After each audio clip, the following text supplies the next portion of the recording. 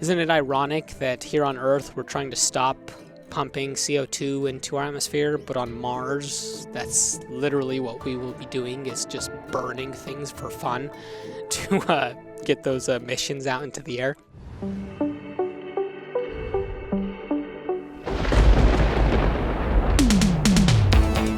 PDXCon is coming to Berlin. Sign up now to get early access to tickets and a 20% discount. These tickets will go fast, so don't miss out. You guys know by now that the main theme of the expansion is all about terraforming, and we recently detailed how you start terraforming with one of our latest dev diaries and tutorials.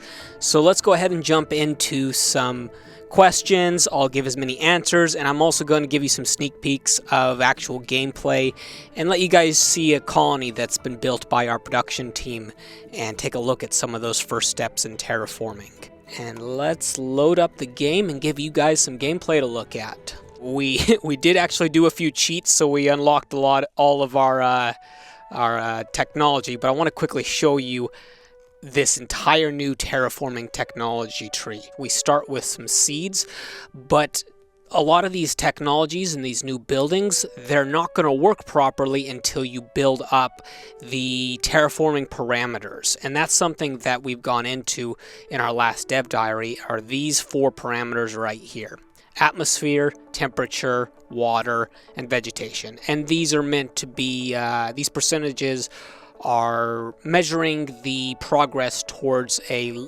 livable, breathable environment for humans. We really wanted to find a good balance where the game doesn't feel slow, like you're just drudgingly watching these percentages go up 1%, every sol. But we did want to make it feel like it was difficult to actually terraform Mars. This shouldn't be like a project that you're finishing in one sol. First, with the atmosphere, I want to show you this building because I noticed a lot of you have caught on to this technological need, but this is the magnetic field generator, because as many of you know, Mars does not have the same magnetic field that Earth does, which is a big reason why a lot of those atmosphere gases are escaping and why it's not able to keep that density that Earth has.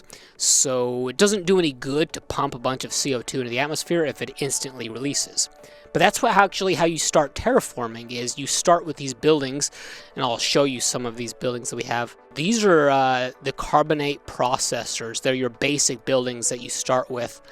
And they're going to consume power and stored waste rock, but they're basically just burning facilities. And we're intentionally just trying to pollute the atmosphere to add some carbon into the atmosphere. So it's very ineffective when you first start, until you actually build up this magnetic field around Mars. So you actually need to work at both of these simultaneously. That alone, just this one parameter, actually has a lot of balance and changes that you have to make. We're going to go into a lot more that goes into the atmosphere, but it comes with whole new hosts of disasters, special projects. Yeah, and you're going to see a lot of events as well based all around just the atmosphere. And that's the key, is we didn't make it restrictive. You can start terraforming as soon as you want.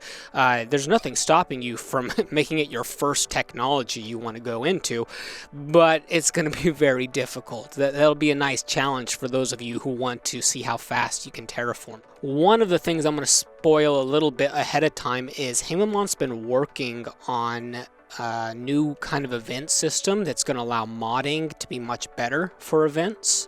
So the key, the goal here is to actually open up some of the modding tools to make it easier to create some of your own events, and can lead into disasters, have different choices that you have to make. Those tools are already in the game now, but they're just going to be better with Green Planet. So we'll be excited to see what some of the modders come up with. I've actually been working with them to give them early beta access, and I know quite a few of them have already started working on some mods. So yeah, there are disasters. We're actually going to detail more of those, so I don't want to spoil too much, but I will show you one. So at this point in the save game, I guess we can actually start going through it. But dust storms actually become a thing as you get a denser atmosphere. you're going to have to deal with dust storms, and that's a new disaster that's going to work with you. And as you progress more and more, you will actually then change these sky maps.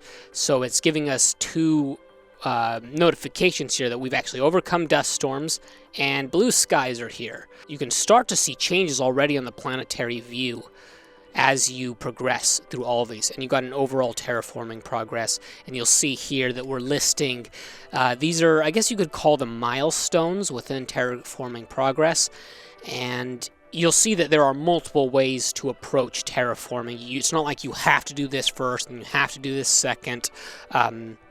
Yeah, this is where we're actually we're pumping water into a lake, but it's frozen because our temperature isn't high enough to actually have liquid water.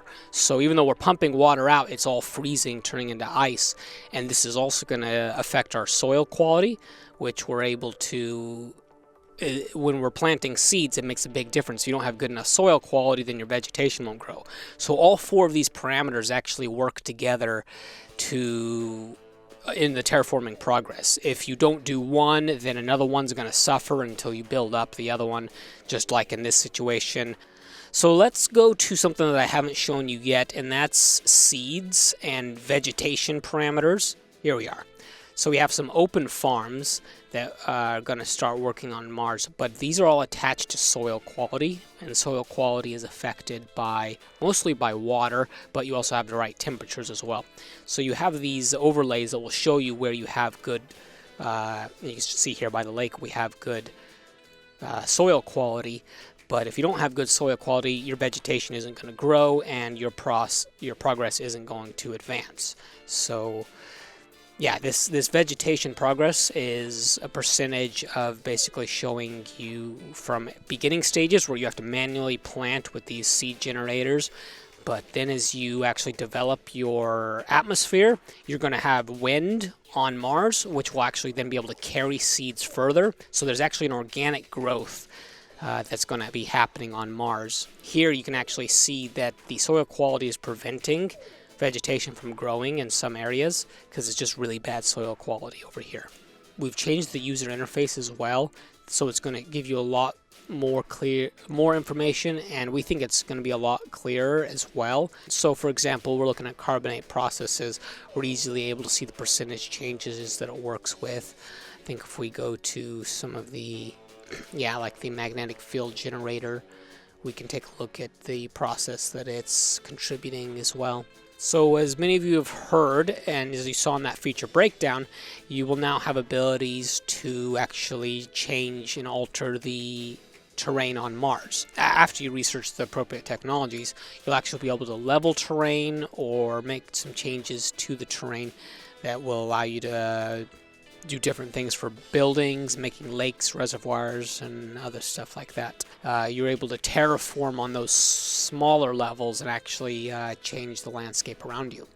So it's something that's been requested ever since Surviving Mars launched, because I know a lot of you didn't want to just have to build tunnels everywhere, which you still may want to build some tunnels, but now you have other options. Is it possible to keep the domes? Yes, I mean, nothing's impossible. As mentioned before, you don't have to terraform. It's just, it's the biggest, newest feature for Surviving Mars. It's a new section of gameplay, but it's not like all the other gameplay is disappearing.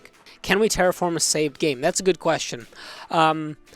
As with most expansions, it does make your save games incompatible. The game just changes too much to really make it save game compatible. However, there are some workarounds, and I've actually been talking with a modder, Chogi, who you guys may be familiar with, who is working on some mods that will be able to at least keep your save games running well. We really want to be clear that we wish that we could make it feasible for you all just to continue playing on your save games, but it's just too big of an update to where if you want it to work properly, just start a new game. Isn't it ironic that here on Earth we're trying to stop pumping CO2 into our atmosphere, but on Mars that's literally what we will be doing, is just burning things for fun to get those missions out into the air. And with that, I'm going to leave you all. I hope you've had an enjoyable time seeing some of our playthrough colonies, and hopefully that inspires you to want to know more about Green Planet, where you can check it out on Steam and on our Paradox store pages.